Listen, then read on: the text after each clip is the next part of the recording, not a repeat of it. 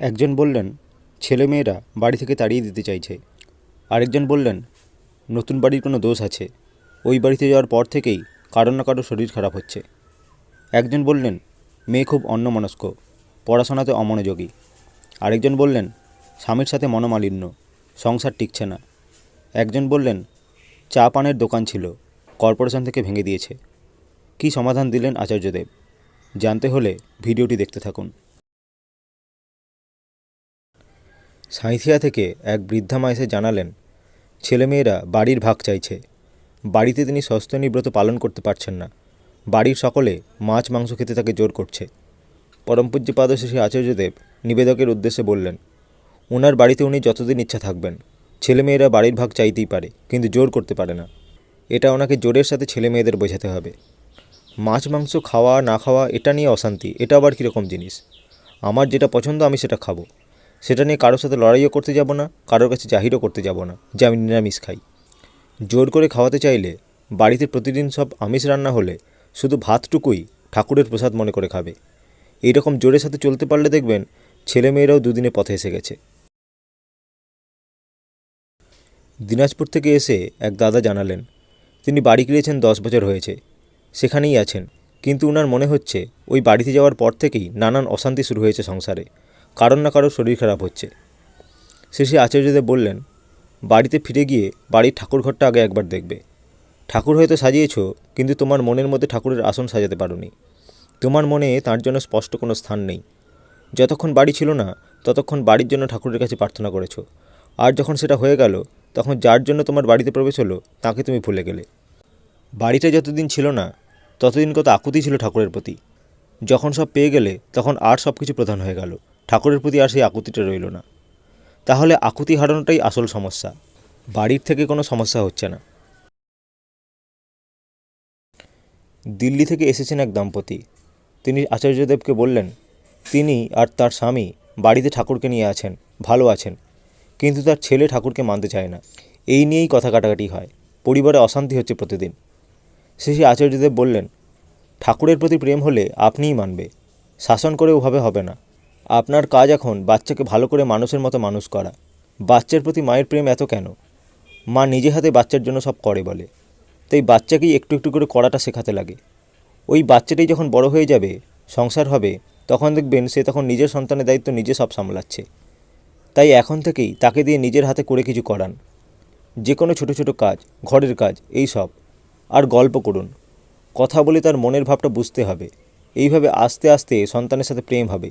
শুধু শাসন করে কি হয়? বাবা মাকে ভালোবাসলেই বাবা মা যিনি বা যাকে ভালোবাসেন তাকেও ভালোবাসতে শিখবে। সাবধানে বাড়ি ফিরবেন, শরীর ভালো রাখবেন, সুযোগ সুবিধা হলে আবার চলে আসবেন। মালদা থেকে এসেছেন এক দাদা, তার মেয়ে 10ম শ্রেণীতে পড়ে। তাকে নিয়ে তার বাবা নিবেদন করলেন মেয়ে খুব অন্যমনস্ক, পড়াশোনায় অমনোযোগী। শেষে আচার্যদেব বললেন পড়াশোনার জন্য যে জিনিসটা সবচেয়ে বেশি প্রয়োজন সেটা হলো আনন্দ। আনন্দ না থাকলে মনোযোগ আসবে না, মন চঞ্চল হবেই। মেয়ে পরীক্ষায় কত নম্বর পেল সেটার জন্য এত চিন্তিত হওয়ার কিছু নেই। সেই যাতে বাবা মাকে ভালোবাসে আর ঠাকুর কেন্দ্রিক হয় সেটা লক্ষ্য রাখতে হয়, তাহলে সে বড় হবেই। মানুষ যেমন সকালবেলা কাজে বেরিয়ে গিয়ে বিকেলবেলা আবার বাড়ি ফেরে, কারণ বাড়ির মধ্যে তার ভালো লাগার একটা ব্যাপার আছে। মনটাও এদিক ওদিক যেতেই পারে, কিন্তু শেষে আসল জায়গায় ফিরে আসছে কি না সেটাই দেখার। ফিরে আসলেই হলো, কিন্তু আসবেই না এটা হতে পারে না। কেননা আমি যখন এই বাস্তব জগতে থাকি তখন সবার সাথে যোগ রেখে নানা কাজের মধ্যে যুক্ত থাকি, তাই মনটাও বিচ্ছিন্ন হয়। সেই জন্যই আমরা মানুষ, আর তিনি নিরবচ্ছিন্ন, তাই তিনি মহামানব। তাই তাকে ভালোবাসা অভ্যাসের মধ্যে দিয়ে আয়ত্ত করতে হবে। মনে থাকে না কিছু, এটা কী করে সম্ভব? আমরা কারোর উপকার পেলে ভুলে যাই, কিন্তু কারোর থেকে খারাপ ব্যবহার পেলে মনে রাখি। নেগেটিভ ইম্পালসগুলোকে আমরা মনে রাখি। তাহলে আমি কি করে বলি যে আমি মনে রাখতে পারি না? ভালো রেজাল্ট করাটাই একমাত্র লক্ষ্য নয়, ভালো মানুষ হওয়াটাই লক্ষ্য। তার জন্য এখন থেকেই আদর্শের প্রতি অনুরাগ যাতে বাড়ে, আচরণের মধ্যে দিয়ে তাই অভ্যাস করতে হবে। একটি মা এসেছেন নদিয়া থেকে, এসে বললেন স্বামীর সাথে মনোমালিন্য, 10 বছরের সন্তান আছে, কিছুতেই সংসারে টিকতে পারছেন না। রোজ কিছু না কিছু নিয়ে খুঁটিনাটি তুমুল অশান্তি সৃষ্টি হচ্ছে। তাই সংসার থেকে সরে আসবেন কি না জানতে চাইলেন। শেষে আচার্যদেব বললেন এক জায়গায় থাকতে থাকতে জীবনটা রাগ, অভিমান, দোষ এসব নিয়ে এত বেশি কাছাকাছি হয়ে গেছে যে কেউ কারুর আসল রূপটা দেখতে পারছ না। ওই দোষ ধরাধরিগুলোই দেখছো। নাকটাকে যদি আয়নায় ঠেকিয়ে গিয়ে নিজেকে দেখতে চাই, নিজের প্রতিবিম্ব কি দেখা যাবে? তোমাদেরও তাই হচ্ছে, নিজেদেরকে দেখতে পাচ্ছ না। একে অন্যের আসলটা না দেখে মান অভিমান নিয়ে লাফালাফি করছো। কিন্তু কিছুদিন দূরে সরে এসে থাকো। এখন ওখান থেকে ফিরে এসে অনেক কথা মনে হবে, অনেক রাগ হবে। এই ইম্পালসটা নিউট্রাল নয়। ধরো কাউকে গালাগাল দিলে, তারও রেগে গিয়ে মুখ থেকে গালাগাল বেরিয়ে গেল, সেটা তার মনের নিউট্রাল অ্যাডজাস্টমেন্টের অবস্থা নয়। তাই এখন সে কি বলল, সে কি করলো, কি করলো না, এইটা বিচার করার সময় নয়। এখন কিছুদিনের জন্য দূরে থাকো, রিল্যাক্স করো। কিছুদিনের জন্য সে আগে বুঝুক, পরে অ্যাডজাস্ট করতে পারবে কি না। পরিস্থিতি বুঝে পরে সেই মতো জীবনটা আবার এগিয়ে যাবে। কয়েক মাস হলো বিবাহসূত্রে আবদ্ধ এক দম্পতির মধ্যে দূরত্ব তৈরি হয়েছে। আচার্যদেব তাদেরকে বললেন, প্রেমে তুমি প্রধান আর অপ্রেমে আমি। নিজেকে যদি সবসময় মুখ্য করে চলো তাহলে প্রেম আসবে কি করে? নিজেকে প্রাধান্য না দিয়ে তাঁকে প্রাধান্য দিচ্ছি, এইভাবেই প্রেম বিস্তারের জায়গা পায়, শাখা প্রশাখা বিস্তার করে, দানা বাঁধতে থাকে। উভয়ের সম্পর্কে যখন আমি মুখ্য হয়ে ওঠে তখন সংঘাত হয়, দূরত্ব তৈরি হয়, তর্ক বিতর্ক ওঠে। স্ত্রী তো অন্য পরিবার থেকে আসছে, তার পরিবারকেও গুরুত্ব দিতে হবে। থেকে থেকে সে তোমার পরিবার সম্বন্ধে জানতে পারবে। তুমিও দেখছো তোমার স্ত্রী তার পরিবারের রীতিনীতি, খাদ্যখানা, আচার ব্যবহার যাতে সে অভ্যস্ত, তার প্রকাশ রয়েছে তার কাজে কর্মে, কথাবার্তায়। যদি ভালো মনে হয় সেগুলো তোমার পরিবারে গ্রহণ করলে তোমার পরিবারও সমৃদ্ধ হবে। ভালো জিনিস যা গ্রহণযোগ্য সেই সব আচার ব্যবহার পারস্পরিক দেওয়া নেওয়াতেই দুই পরিবারের সম্পর্ক দৃঢ় হয়, স্বামী স্ত্রীর প্রেমও জমে ওঠে। শিশুদের মনকে কীভাবে নিয়ন্ত্রণ করতে হয় সেই বিষয়ে আচার্যদেব বাবা মায়ের উদ্দেশ্যে বলছেন।